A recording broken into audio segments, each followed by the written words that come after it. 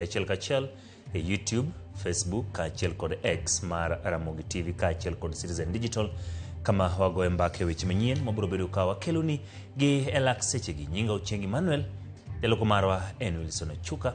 Bed kode chakruok nyaka gi. Ka wachako wadhi e kaunti ma Migori. Doho Marongo golo chik mondo jokanyo 57 ma kanisa mar Melkio St. Joseph Mission of Messiah of Africa maromo dini kuom ndalo 30 etesendo bila ma opogore kaunti wa Migori kanondo dhi nyime e weche ma itudo go kanisano to ahinya bang' nyocha ji ariyo nye otho. Matimore ka jatend migawo mar arita Kipchumba Murkomen golo siem ne kanisni mawacho ni imenyogi kendo dhi kawnegi okang' mag timo timbe magalagala. Kako odiechieng' medo kalo, midhiero mag jokanyo mag kanisano mar Melkio St. Joseph Mission of Messiah Africa maidore e subkonde Marongo ma itudo kod puonj magalagala kod ketho moko koro medore. Ne ochak tarik 21 Matindo arita kwe ne omako jokanyo mag kanisa ni 57 mane giwacho ni ne gireso ka bende odiechieng' mar tarik 22 piny owacho ne oloro kanisa ni. Brother closed the place and we have put officers to take charge. We have declared the place a scene of crime. Nyaka sani jokanyo mag kanisa ni ma osekete nyong'ong bang' obila ma Jesu ne tho kendo ike kanisa ni ka ji ariyo mamoko bende ne owito ngimagi e kanisa ni juma ma okalo. Kawuono doho golo chik mondo kodinegi e rumand kuom ndalo 30.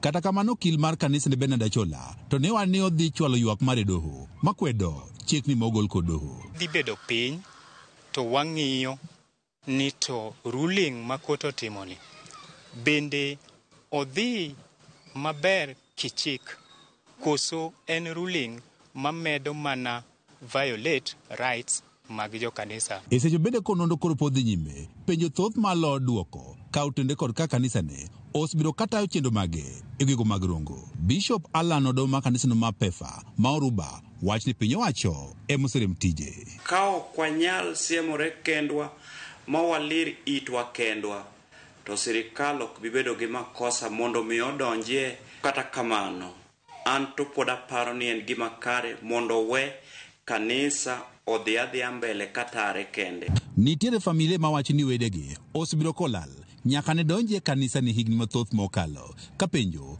en ni magi bende osechopo it piny owacho to bende nitie okang' mane okaw.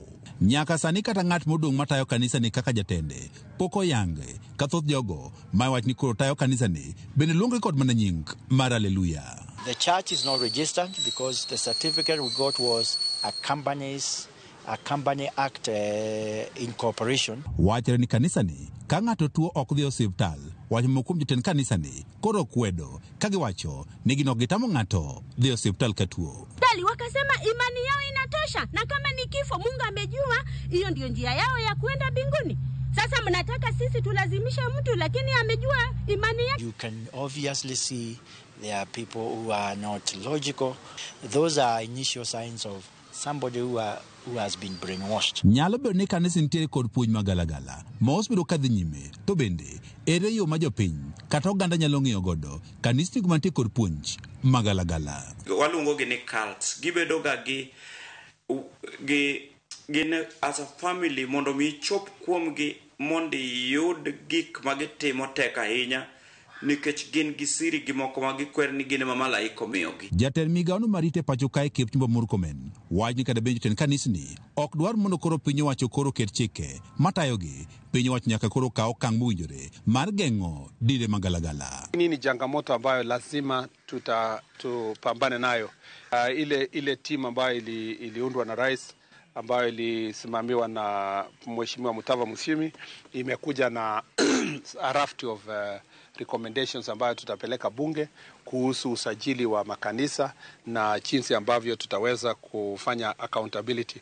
Murkomen bende koro puoyo tich mosetim kod tend arita kwe e kaunti ma Migori wach ni ruodhi nyaka koro bed ka ging'eyo gik matimore e gwenge ma giwuokie. We must hold our chiefs and assistant chiefs accountable in everything that happens in your locality. George Juma, Ramogi TV, Migori.